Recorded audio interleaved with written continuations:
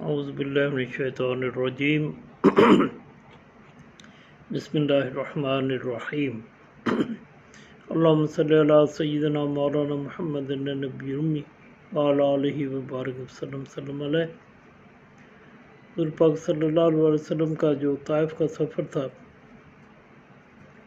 لکھنے والوں نے یہ بھی لکھا ہے کہ مظلوم نبی کا طائف کا سفر۔ پہلے اس کو ہم دیکھیں گے کہ یہ سفر آپ صلی اللہ علیہ وسلم کو کیوں اختیار کرنا پڑا، کیا وجوہات بنی۔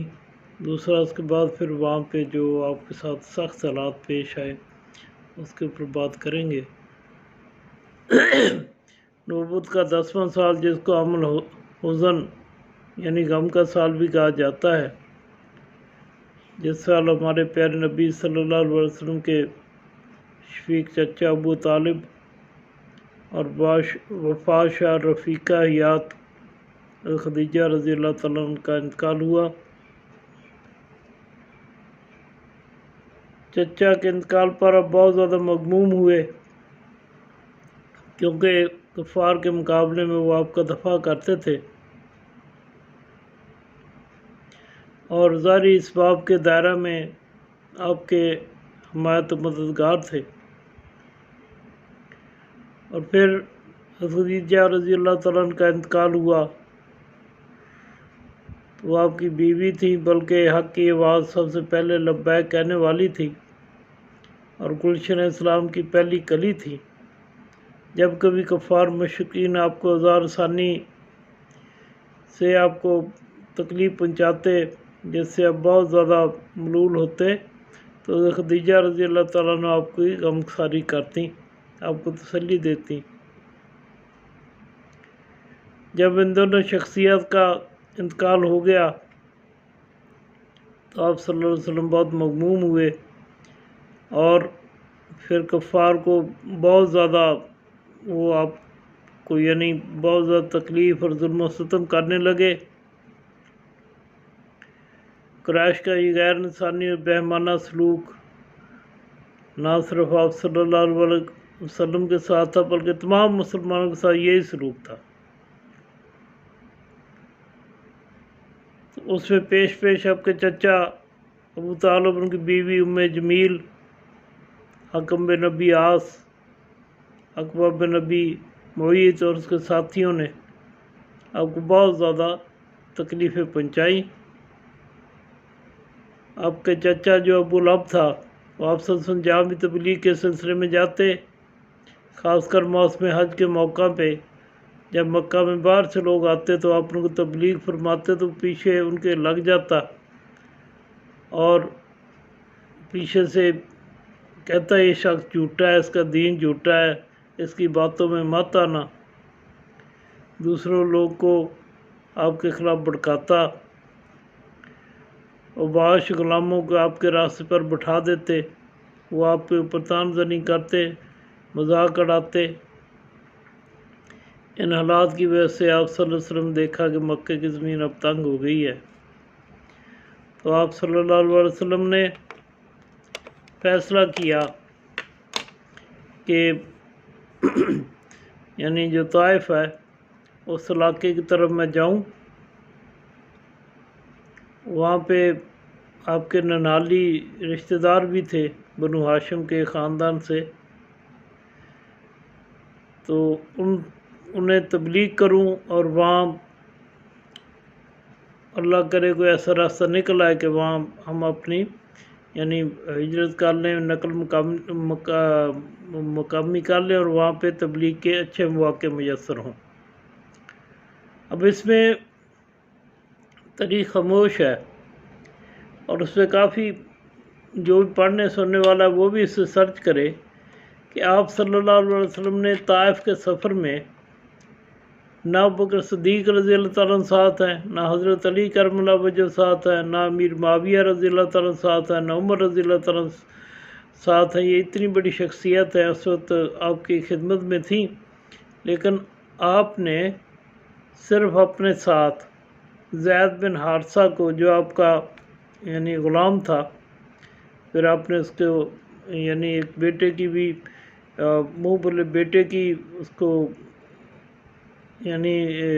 بشارت بھی دی اور اس کو اس طرح سلوک بھی فرماتے تھے، تو اس کو ساتھ لے کے چلے۔ ایسے جو پیچھے صحابہ کرام رہے ان کا کیا حل ہوگا، کس طرح کے مناظر ہوں گے؟ بڑے دکھ والی بات ہے کہ آپ صلی اللہ علیہ وسلم خود ہی وہاں سے تشریف فرما ہوئے، اور طائف کا آپ اندازہ کرو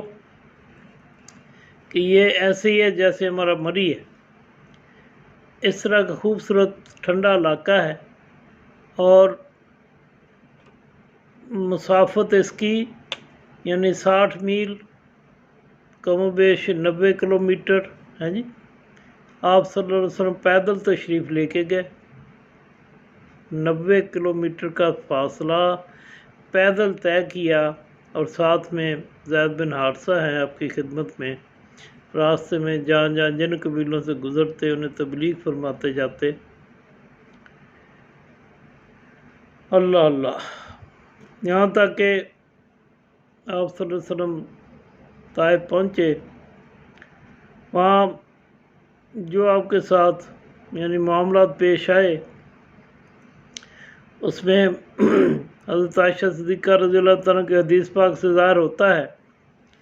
کہ حضرت عائشہ صدیقہ رضی اللہ تعالیٰ آپ صلی اللہ علیہ وسلم سے پوچھا مدینہ شریف میں، جبکہ غزوہ احد بھی ہو چکا تھا، تو آپ نے عرض کی یا رسول اللہ صلی اللہ علیہ وسلم، کیا آپ سے جو سخت ترین دن ہے وہ یعنی احد کے علاوہ کوئی اور دن بھی آپ کے اوپر اتنا سخت ہے جتنا احد کا دن تھا، جس میں آپ وسلم کے داند پر شہید ہوئے، آپ وسلم غار میں مطلب گر گئے، آپ کے خود جو تھا وہ یعنی آپ کے چہرے مبارک پر ایسے اس کی جو تھی نا جی کڑیاں کھبی کے دانت نکالنے سے بھی نہیں نکلتی تھیں، دانتوں کے ساتھ کھینچنے کے ساتھ بھی نہیں نکلتی تھی، اتنا سخت دن تھا۔ تو آپ صلی اللہ علیہ وسلم فرمایا عائشہ، اس سے سخت دن جو ہے نا، فرمایا تیری قوم نے، تمہاری قوم نے یعنی سے مجھے جن جن مصائب کا سامنا کرنا پڑا، ان میں سب سے زیادہ سنگین مصیبت طائف کے دن ہوئی، جب وہاں کے سرداروں نے میری تکذیب کی اور مجھے طائف سے باہر نکلنا پڑا، حتیٰ کہ کرنے سالب پہنچ کر جبریل ملے، ان سے ملاقات ہوئی، انہوں نے پہاڑوں کے فرشتے کو مجھ پر پیش کیا اور کہا کہ اے محمد صلی اللہ علیہ وسلم، اگر آپ حکم کریں انہیں 2 پہاڑوں کے درمیان کچل دیں طائف والوں کو، تو میں نے کہا نہیں، مجھے امید ہے کہ اللہ عز و جل ان کی پشت ایسی نسل پیدا کرے گا جو صرف ایک اللہ کی عبادت کرے گی اور اس کے ساتھ کسی کو شریک نہیں ٹھہرائے گی۔ اچھا، اس میں یہ دیکھو کہ آپ صلی اللہ علیہ وسلم جو روایت کی جا فرمایا، اس میں وہ ظلم و ستم جو آپ صلی اللہ علیہ وسلم کے اوپر کیے وہ نہیں آپ صلی اللہ علیہ وسلم نے بیان کیے۔ اندازہ کرو آپ کی بردباری کا ہے جی، وہ ہم جب آگے پڑھیں گے تو پھر اس کے متعلق پتہ پڑے گا کہ کیسی کیسی سختیاں آپ صلی اللہ علیہ وسلم نے اس دین کو ہم تک پہنچانے کے لیے جی لی ہیں۔ طائف مکہ مکرمہ سے ایک روایت میں 90 کلومیٹر ہے، 120، اب تو یہ فاصلے پورے یعنی بورڈ لگے ہوں گے، سطح سمندر سے 1000 فٹ کی بلندی پر واقع۔ اس سفر میں آپ نے اپنے آزاد کردہ غلام حضرت زید بن حارثہ کو ساتھ رکھا۔ اسلام کی تبلیغ کے لیے جب وہاں کے سرداروں سے آپ صلی اللہ علیہ وسلم نے ملاقات کی، جو آپ کے ننہالی رشتہ دار بھی تھے، ان دنوں طائف میں عمرو بن عمیر بن عوف کے 3 لڑکے عبدہ لیل، مسعود اور حبیب بنو سکیم تھے جو سردار تھے۔ آپ نے تینوں سرداروں سے ملاقات کی، ان کو اسلام کی دعوت دی اور اپنی مدد کے لیے انہیں پکارا۔ آپ صلی اللہ علیہ وسلم 10 دن وہاں پہ رہے اور پوری کوشش کرتے رہے کہ لوگ کفر و شرک کو چھوڑ کر ایمان کی طرف آنے کی دعوت قبول کر لیں۔ تینوں نے نہایت گستاخانہ جواب دیا۔ ایک نے کہا تمہارے سوا اللہ کو کوئی اور نہ ملا جیسے نبی بناتا، نعوذ باللہ، یعنی بہت بڑا وہ جگیردار ہوتا، صاحب حیثیت ہوتا، جس کے طائف میں مکے میں بھی ملکیت ہوتی، کو سردار ہوتا ہے جی۔ دوسرے نے کہا کہ اگر آپ اللہ کے نبی ہیں تو پھر میں کعبے کا جو ہے نا غلاف پھاڑ دوں گا۔ تیسرا بولا میں آپ سے ہرگز بات نہ کروں گا، اگر آپ سچے ہیں تو آپ سے گفتگو خلاف ادب ہے، اگر جھوٹے ہیں تو آپ گفتگو کے قابل نہیں۔ تو نہ صرف ان لوگوں نے آپ صلی اللہ علیہ وسلم کی ہدایت کو جھٹلایا، بلکہ یہ حکم دیا کہ بہت جلدی ہماری بستی کو چھوڑ دیں۔ جب مجبور ہوئے واپس جانے پر تو وہاں کے جو اوباش گنڈے قسم کے لوگ تھے، ان کے غلام تھے، ان کو انہوں نے کہا کہ ان کے اوپر پتھر برسائیں۔ آپ صلی اللہ علیہ وسلم تشریف لے کے جب جا رہے تھے تو ساتھ میں زید بن حارثہ آپ صلی اللہ علیہ وسلم کا دفاع کرتے تھے، کبھی آگے سے کبھی پیچھے سے، جدھر سے پتھر آتے ادھر وہ آگے ہوتے، ان کے سر کو بہت زخم آئے، لیکن ظالموں نے، آپ اندازہ کرو، رحمت اللہ عالمین ہے جو، ہاں جی، ہماری فلاح کے لیے آپ صلی اللہ علیہ وسلم اپنی زندگی کی کتنی کتنی بڑی تکلیف اٹھائیں، تو ان لوگوں نے آپ صلی اللہ علیہ وسلم اکرام کرنے کے بجائے آپ کو پتھروں سے سنسار کرتے رہے۔ آپ کے اتنے پتھر انہوں نے مارے کہ آپ صلی اللہ علیہ وسلم جب تکلیف سے بیٹھ جاتے تھے پھر خود اٹھا کے کھڑے کرتے تھے لوگ، وہ پھر پتھر مارنا شروع کرتے تھے۔ ایسے نشانے باندھ کے پتھر آپ کی ایڈی پہ بھی مارے، آپ کے نالان مطلب خون سے بھر گئے۔ اور یہ 3 میل کا سفر ہے میرے دوست سننے والے، 3 میل تک آپ صلی اللہ علیہ وسلم کا اوپر پتھراؤ ہوا۔ وجہ کیا تھی ہے جی؟ اللہ بھی دیکھ رہا ہے اپنے سونے نبی کی، کیسے کیسے اللہ بھی اس کی اپنی شانیں ہیں جی۔ اور جب آپ ایک اور چیز اس میں دیکھیں کہ دوسرے انبیاء علیہ السلام کے ساتھ بھی سختیاں آئیں۔ حضرت ابراہیم علیہ السلام کو یعنی چیخا میں ڈالا گیا، آگ میں، تو اسی طرح حضرت زکریا علیہ السلام کو آرے سے چیرا گیا، تکلیف پہلے بھی آئیں ہیں جی، حتیٰ کہ حضرت عیسیٰ علیہ السلام کو سولی پر چڑھانے کا انہوں نے کر لیا۔ تو تنگی کے بعد اللہ سبحانہ کہتا پھر کشادگی ہے، خوشحالی ہے، تنگی کے بعد بہتری ہے۔ تو گویا پہلے اللہ سبحانہ تعالیٰ پوری طرح اس کو تکلیف کو انجام تک پہنچا کے پھر راحت میسر کرتا ہے، وہ پختہ کر دیتا ہے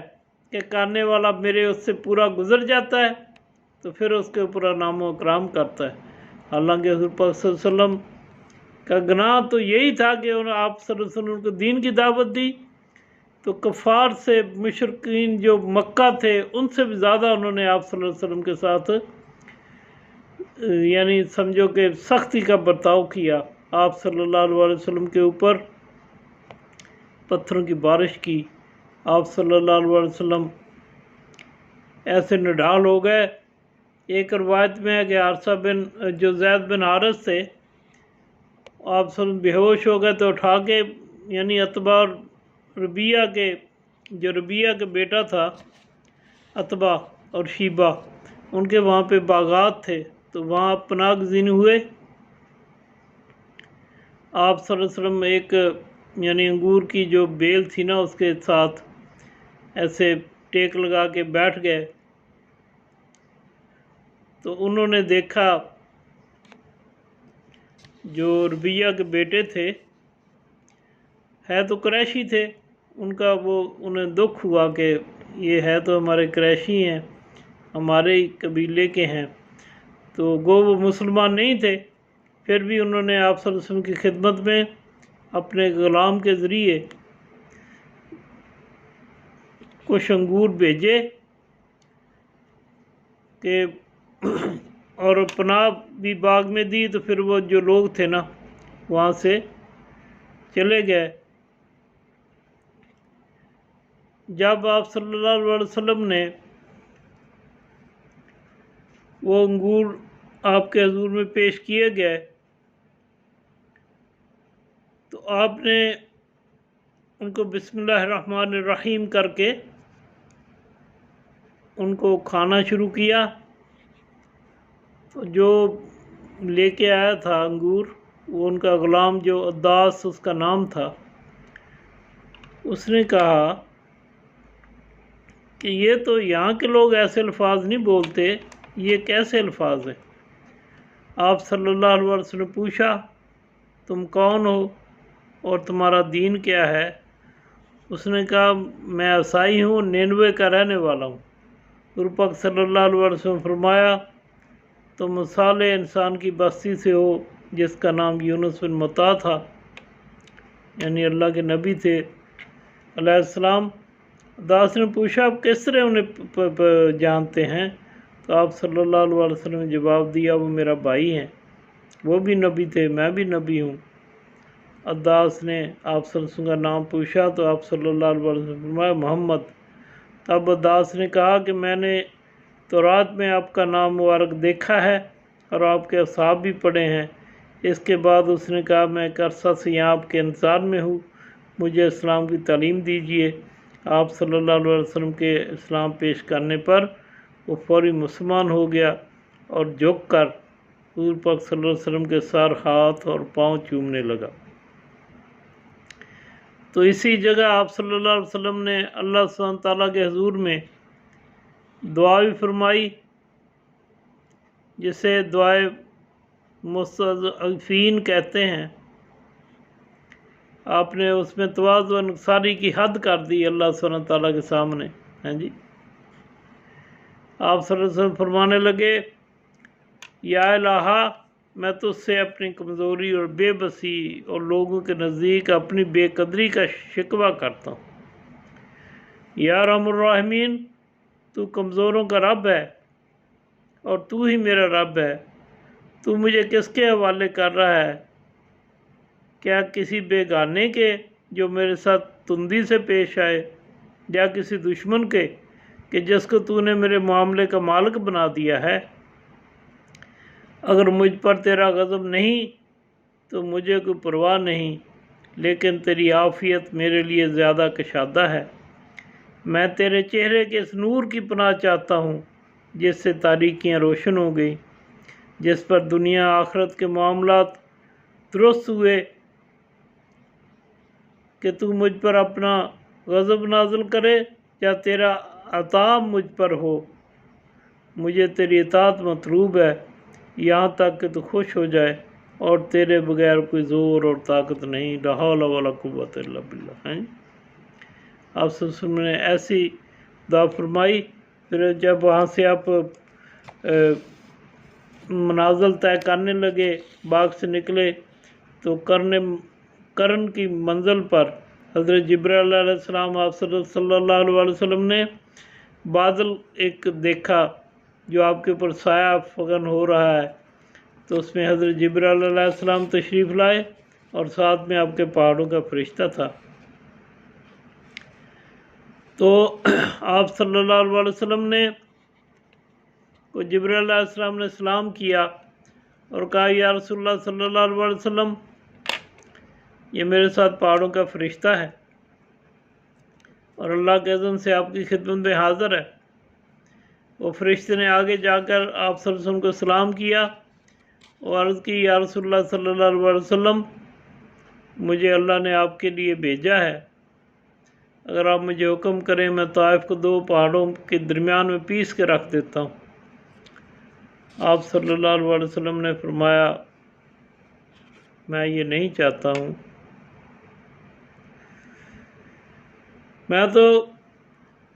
یہ چاہتا ہوں، یعنی میں ان کی ہلاکت نہیں چاہتا، مفہوم بتا رہا ہوں۔ مجھے امید ہے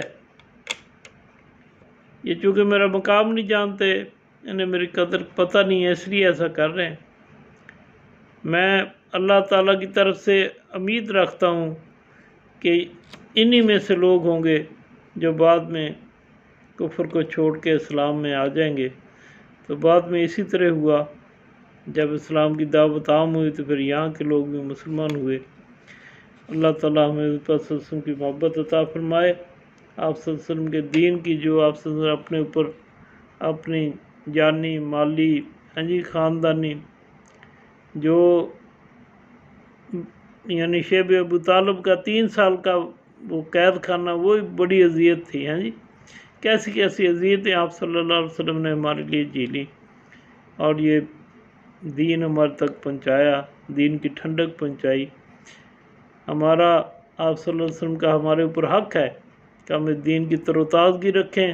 اپنے گھر والوں میں، دوستوں میں، احباب میں اس کو زندہ رکھیں، اور جو تاغوتی طاقتیں اس کے اوپر یعنی شیطانی وار کر رہی ہیں اس کا دفاع کریں، تاکہ قیامت تک ہماری ذمہ داری ہے کہ ہم اس دین متین کے محافظ بنیں۔ وما علینا الا البلاغ۔ السلام علیکم ورحمۃ اللہ وبرکاتہ۔